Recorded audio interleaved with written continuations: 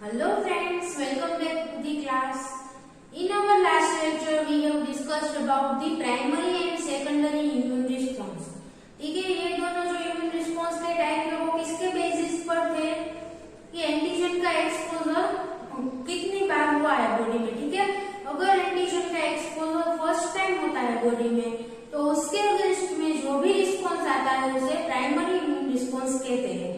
ठीक है, और दूसरी बार या फिर उसके आगे जो जितनी भी बार एंटीजन का एक्सपोजर होता है बॉडी में तो उसे क्या कहते हैं, सेकेंडरी इम्यून रिस्पॉन्स. ठीक है, सेम एंटीजन का एक्सपोजर दोबारा हुआ है तो उसे सेकेंडरी इम्यून रिस्पॉन्स, उसके अगेंस्ट में जो इम्यून रिस्पॉन्स आएगा उसे सेकेंडरी इम्यून रिस्पॉन्स कहते हैं.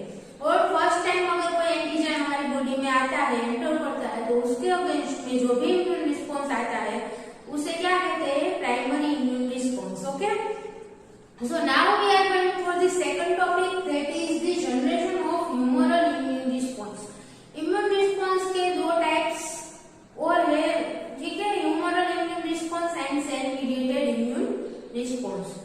ये दोनों टाइप किसके बेसिस पर है, कौन से जो इम्यून सिस्टम के कंपोनेंट्स है वो इम्यून रिस्पॉन्स में पार्टिसिपेट करते हैं, उसके बेसिस पर ये दोनों टाइप है. ठीक है, यहाँ पर ह्यूमरल इम्यून रिस्पॉन्स का मीनिंग क्या है. ह्यूमर का मीनिंग होता है जो भी हमारे बॉडी में सारे के सारे जो फ्लूइड प्रेजेंट है, ठीक है, वो कंबाइंड ही है ह्यूमर के नाम से जाने जाते हैं. ठीक है, any fluid present in our body is known as the humour. So humoral immune response means जो भी बॉडी फ्लूइड के थ्रू रिस्पॉन्स आता है उसे क्या कहते हैं, ह्यूमरल इम्यून रिस्पॉन्स. ठीक है, और उसके लिए कौन से पार्टिकल्स रिस्पॉन्सिबल है वो हमने आगे देखा था, एंटीबॉडीज. ठीक है, so it is also known as the antibody mediated immune response because the antibodies are protein molecules or we can say glycoprotein molecules that are present in our all body fluid. Okay, and the second type is the cell mediated immune response because it depends on the T cells. T cells के द्वारा जो भी immune response आता है उसे क्या कहते हैं, cell mediated immune response. ठीक है, क्योंकि वो सेल के द्वारा mediate होता है. Now here the humoral immune response is the antibody mediated immune response, उसका दूसरा नाम है. ठीक है, सो इसमें कौन से इम्यून सेल्स इन्वॉल्व हो गए, बी सेल्स.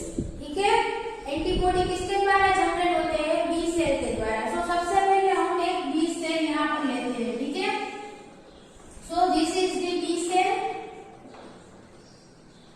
उसकी मेम्ब्रेन पर क्या प्रेजेंट होगा, बी सेल रिसेप्टर और एंटीबॉडी. ठीक है, उसे एंटीबॉडी भी कहा जाता है. So B cell receptors are present on the membrane of B cell.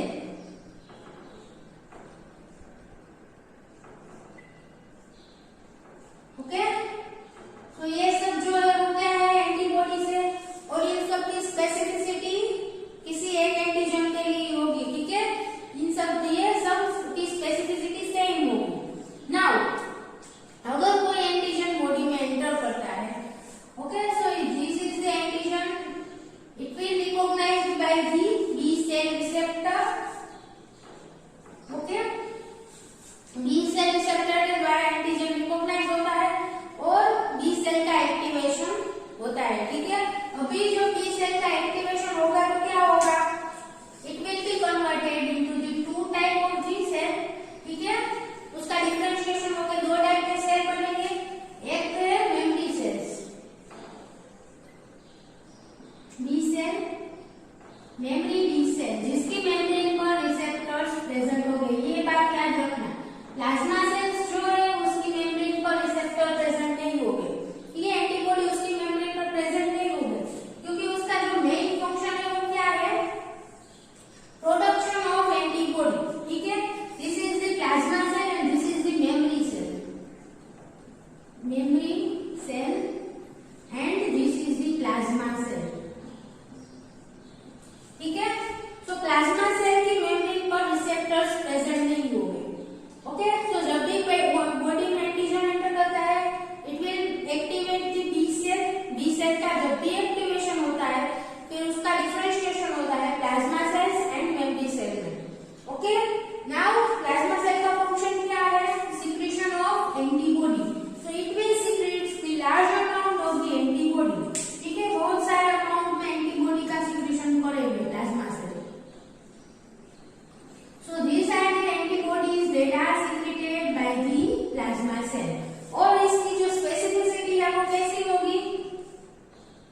Plasma cells के द्वारा जो भी एंटीबॉडी सीक्रेट होते हैं उसकी स्पेसिफिसिटी जो है वो पेरेंट बी सेल के जैसी ही होगी।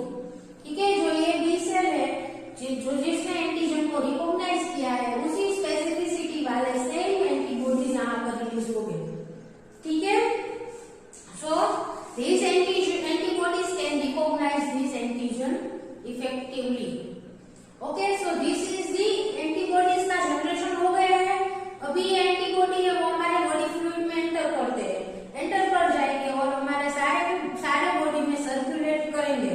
ठीक है, और बॉडी में जो भी एंटीजन प्रेजेंट है उसे रिमूव करने में पार्टिसिपेट करते रहे। ठीक है, so this are the main component of the humoral immune response. Antibody generate हो गए हैं। ठीक है, नाउ ये जो बी सेल का एक्टिवेशन होता है उसमें टी हेल्पर सेल भी हेल्प करते हैं।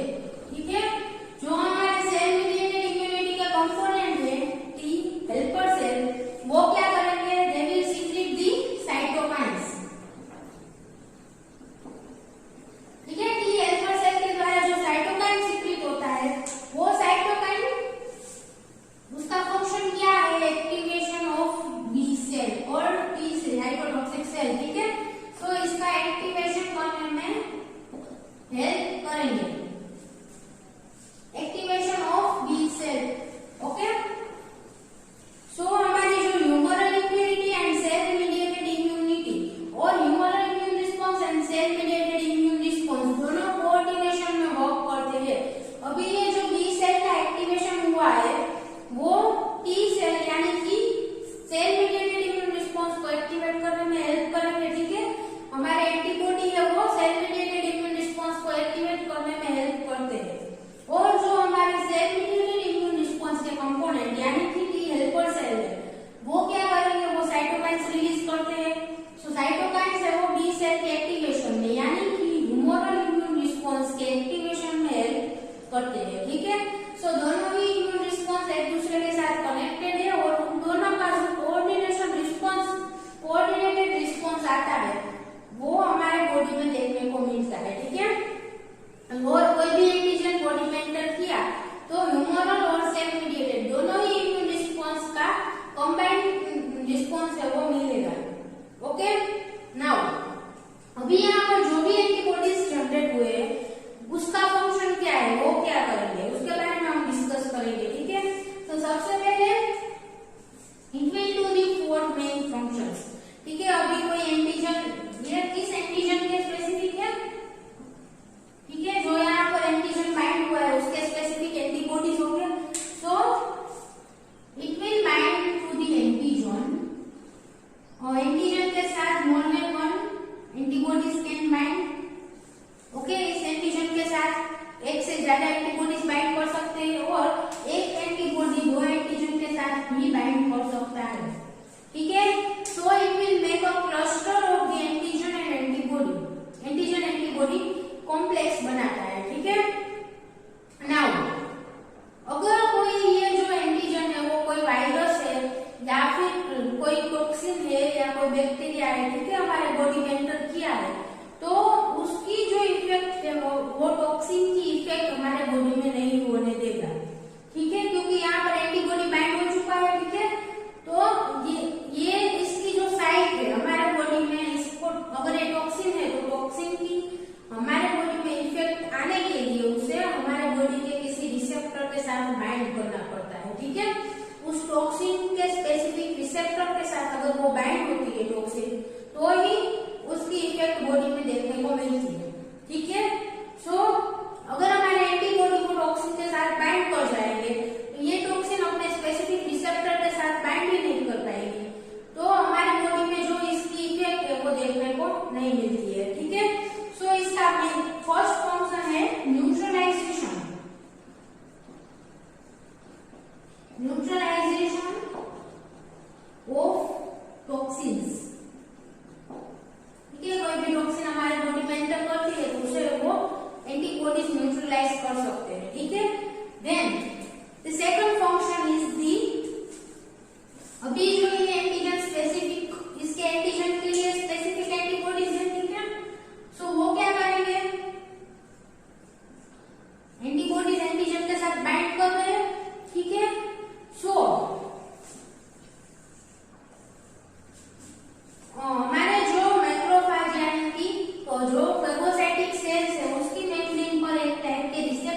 प्रेजेंट होंगे, ठीक है, they are called as the antibody receptor.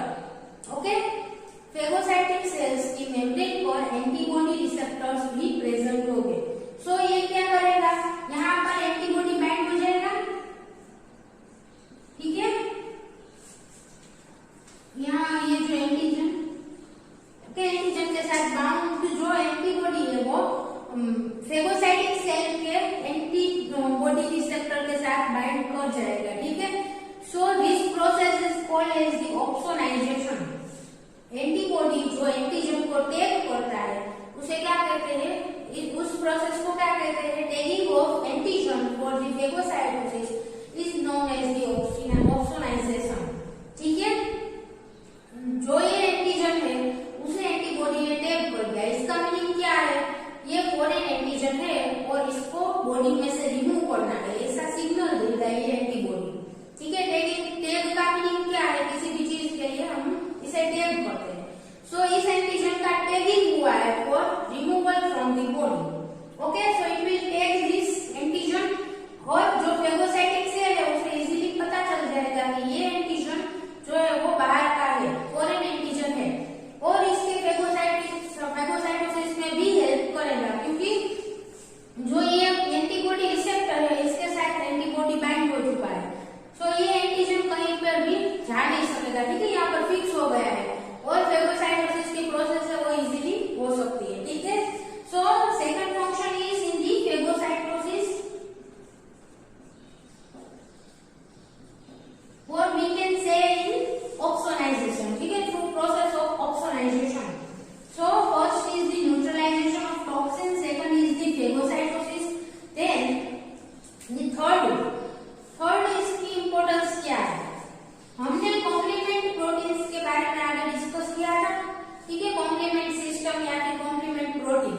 सो वो क्या है, अगर जो फॉरेन एंटीजन एंटर किया है वो कोई बैक्टीरियल सेल है, ठीक है, अगर कोई सेल है जो बैक्टीरियल सेल है तो उसकी मेम्ब्रेन पर एंटीबॉडी बाइंड कर जाएंगे, ठीक है, antibody will bind on the membrane of the cell.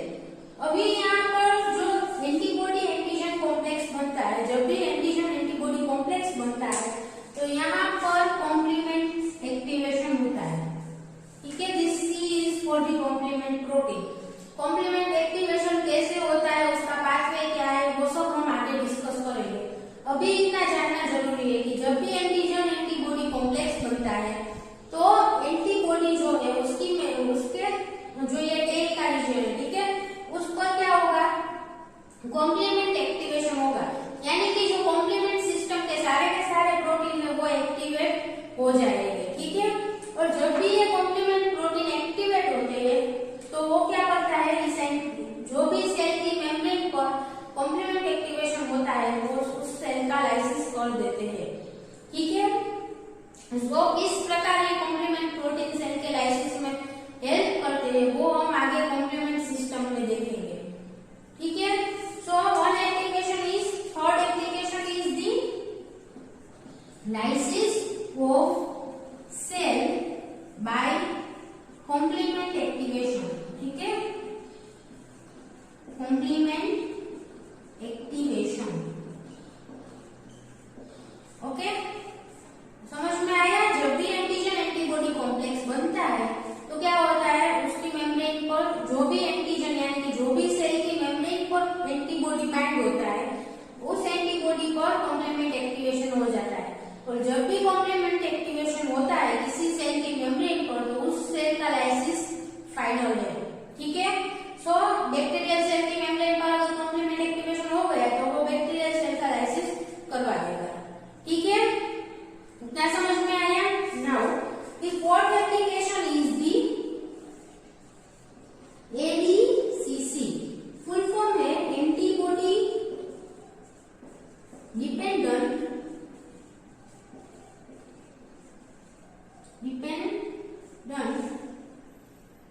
Cell mediated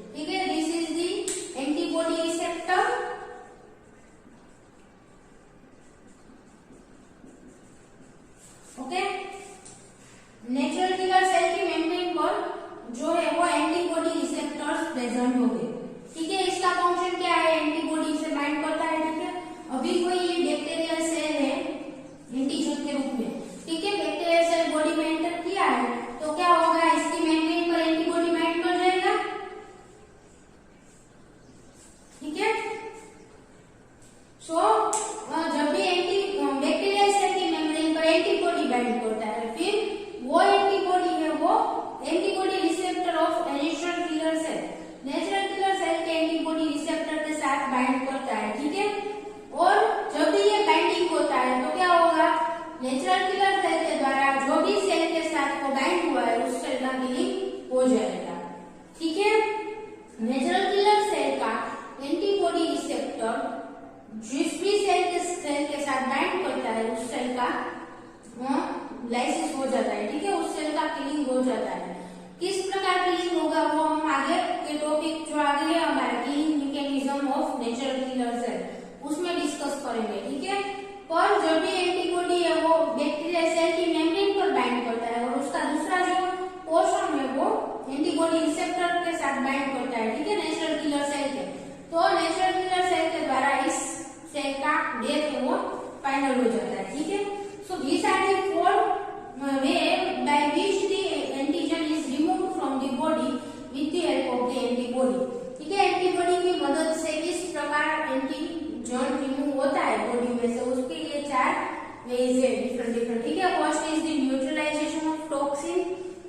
toxin के साथ एंटीबॉडी बाइंड कर जाएगा तो वो टॉक्सिन है वो अपने रिसेप्टर के साथ बाइंड ही नहीं कर पाएगी। ठीक है, और उसका बाइंडिंग अगर नहीं होगा रिसेप्टर के साथ तो उस टॉक्सिन की जो बॉडी में इफेक्ट देखने को मिलती है वो नहीं मिलेगी। ठीक है, second is in the process of phagocytosis by the process of opsonisation.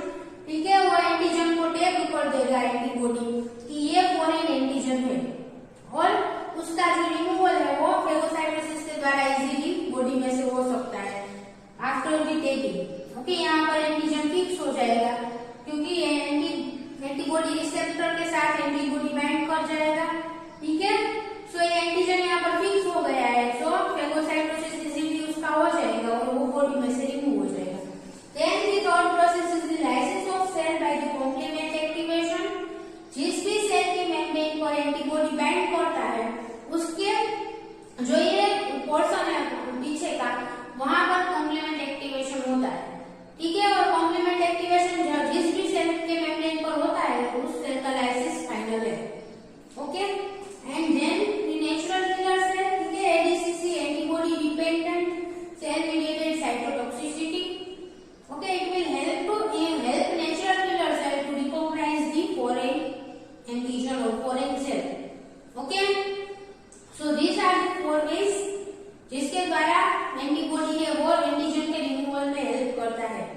ठीक है, यहाँ तक समझ में आया नेचुरल किलर सॉरी और generation of humoral immune response.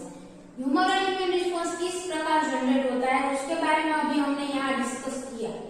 ठीक है, किस प्रकार एंटीबॉडी का सिक्रेशन होता है और वो जो एंटीबॉडी सीक्रेट होते हैं वो किस प्रकार एंटीजन का रिमूवल करते हैं बॉडी में से, ये सब उसके बारे में हमने डिस्कस किया। ठीक है, तो students thank you so much for watching this video, and if you have any doubt then please ask in the